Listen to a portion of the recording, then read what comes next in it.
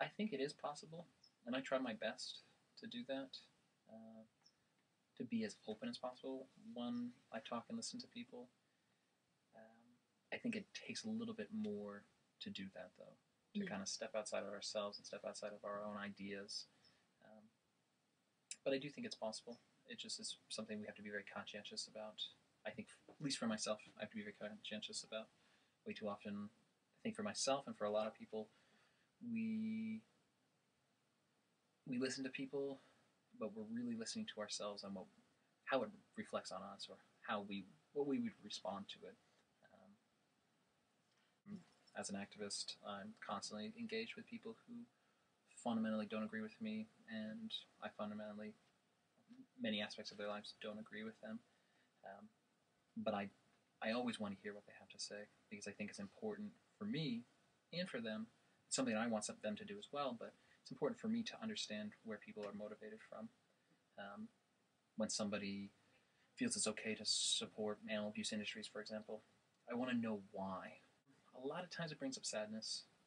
Sadness for either them, uh, that they can be calloused to abuse. Sadness for myself, that I feel like the struggle is, hopeless.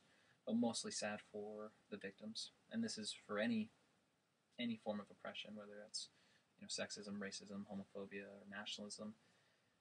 That I do feel sadness when there's callous and cold-heartedness when it comes to suffering. I think that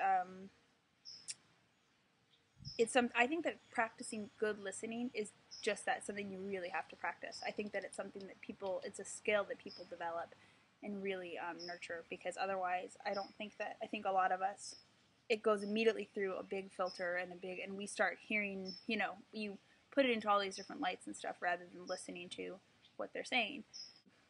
That being said, I think that you view the world through you have ideas and emotions and feelings, all these ways that you view the world. And I don't think that you can just completely turn that off when you're listening to another person.